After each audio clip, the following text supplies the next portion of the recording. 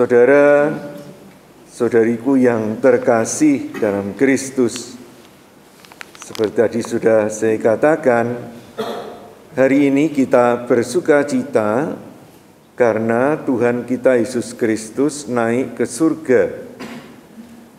Namun sekaligus jelas sekali, baik di dalam bacaan pertama maupun dalam Injil, sebelum kenaikannya ke surga, Yesus mengutus kita murid-muridnya. Jadi, kenaikan ke surga ini di satu pihak memberi kita sukacita dan harapan yang kokoh bahwa kita pun selama kita bersatu dengan Kristus, maka kita juga akan mengalami yang sama. Kita juga akan masuk surga. Nah, sekarang persoalannya adalah soal perutusan. Jelas sekali pesan terakhir Yesus, Dia mengutus kita untuk melanjutkan karyanya, mewartakan kerajaan surga atau kerajaan Allah itu. Nah, saudara-saudara, kalau mau jujur, hambatan paling utama dari kita untuk mewartakan kerajaan Allah itu adalah dunia ini.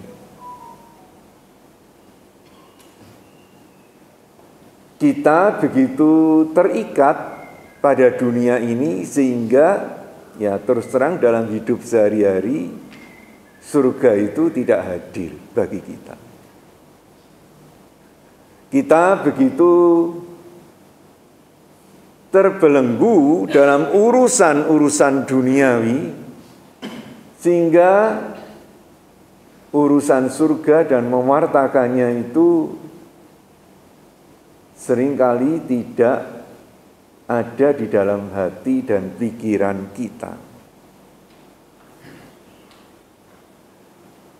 Jangankan mewartakan surga, cukup sering dalam hidup kita sehari-hari kita yang mengikuti aturan dunia.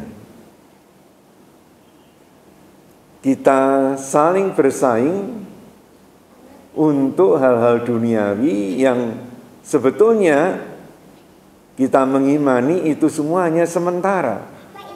Tapi iman ini tidak berbicara dalam hidup kita. Kita bersaing seolah-olah yang kita perebutkan itu sesuatu yang abadi.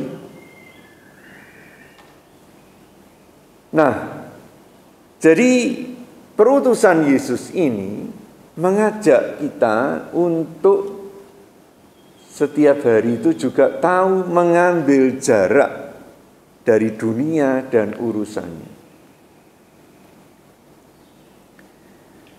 Apakah itu akan membuat urusan kita di dunia terlantar? Sama sekali tidak. Justru ketika kita tahu mengambil jarak, kita lalu tahu bagaimana seharusnya kita berlaku, bagaimana seharusnya kita memutuskan, bagaimana seharusnya kita bertindak untuk hidup kita sehari-hari. Mungkin contoh yang paling simpel, ya, kita seringkali ya bertengkar, ya, juga termasuk dalam keluarga, dalam pergaulan.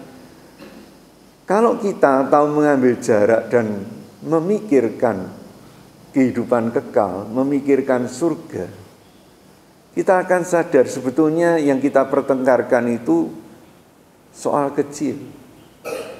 Untuk apa kita pertengkarkan? Membuat kita tidak damai, padahal itu hanya sementara sekali sifatnya.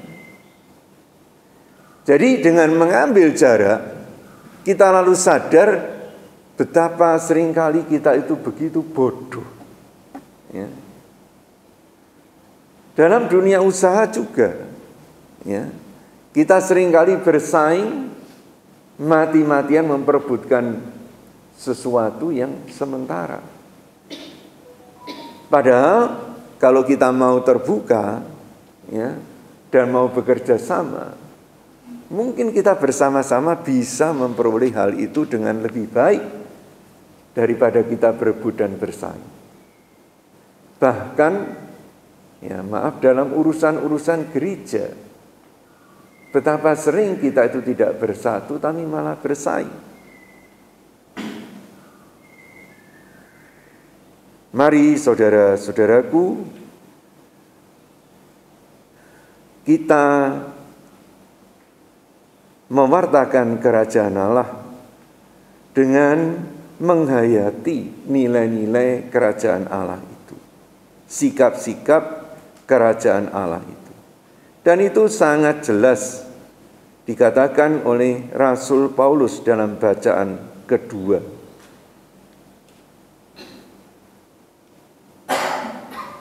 Sebagai orang-orang terpanggil, hendaknya kamu hidup sesuai dengan panggilanmu itu.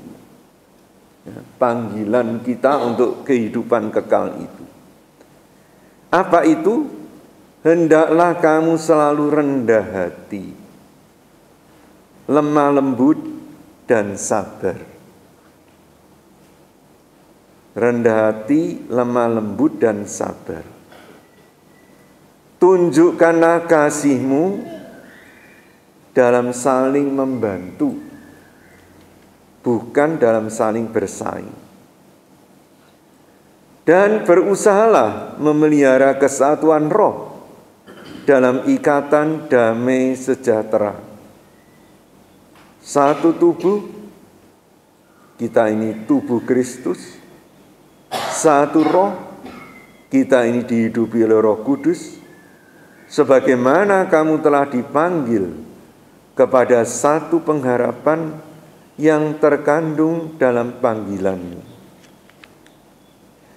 Mari saudara-saudara, supaya sukacita kita pada hari ini menjadi lebih abadi, menjadi lebih lestari, kita hayati nilai-nilai kerajaan Allah.